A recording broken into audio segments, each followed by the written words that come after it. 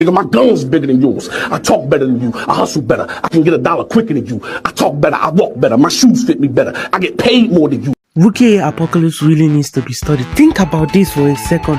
When we first meet him, we thought that he was literally being berated, but knowing what we know now, those soldiers really needed help. Because when we meet back up with him, we see him and Magneto. God damn it, Magneto. I like him. But like, this nigga is such a dumbass. You know what? That's a video for another day. But we see Magneto literally glazing him. Yeah, God. Only a coward feels mighty. Stepping on an ant. Keep that in mind. That comes up later. So after he's done just like glazing him, like there is no more honey in a 40-mile radius, we then see him proceed to now go and like Kang's forces. We should have known this nigga was a crash out, because why the fuck do you pick up the elephant? Why not just go after the guy? Like, it takes so much balls for you to be like, I will go out of my way just to flex. And then after they now do all that, they now catch him. And then they now show us his backstory. And I'm not gonna lie, if I was Apocalypse, I'd be mad too. Imagine being born black, a slave, and you chopped with lips so far back, they were there when the Big Bang happened.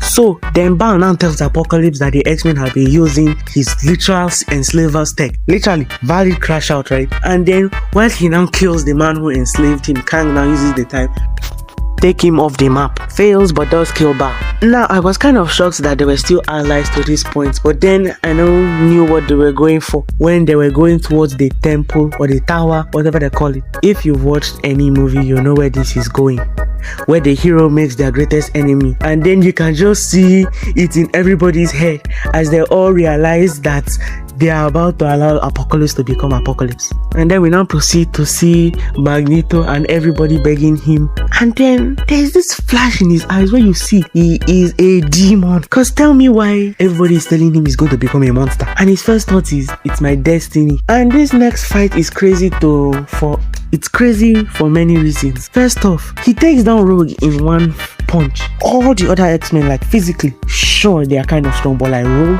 but like moving on, he now gets into the chamber and then proceeds to now do a transformation that I don't love. He comes out, and my first thought is, they are fucked. And so while transforming, Magneto now proceeds to send everybody in time, but Charles literally now stays back.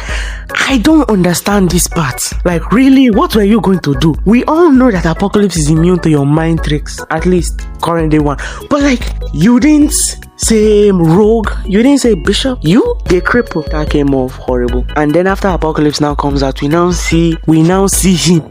Oh my god, this design is so clean. Like, oh my god, he's so cool. Forgive me for bouncing without a license here, but it just works as a design. The tubes from his arm, like, it's just so clean. So after he's now done like aura farming, he now proceeds to now beat on Magneto. Magneto is supposed to be like the strongest person there, and like, I'm scared what he's going to do to the other people, because like in every turn Magneto is literally playing defense. The man who doesn't play defense against the whole X-Men team is playing defense against Apocalypse. And what is Charles even doing? He's low-key just kind of like a detriment.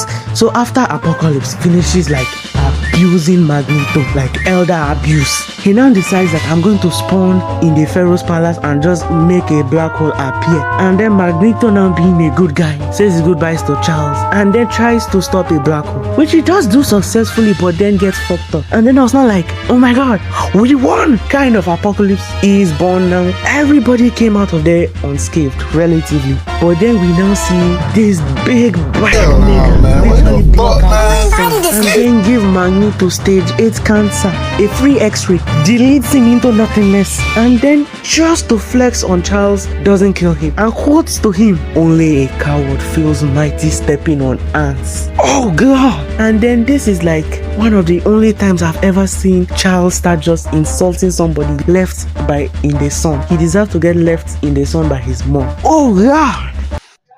Okay guys, I'm not even going to lie to y'all.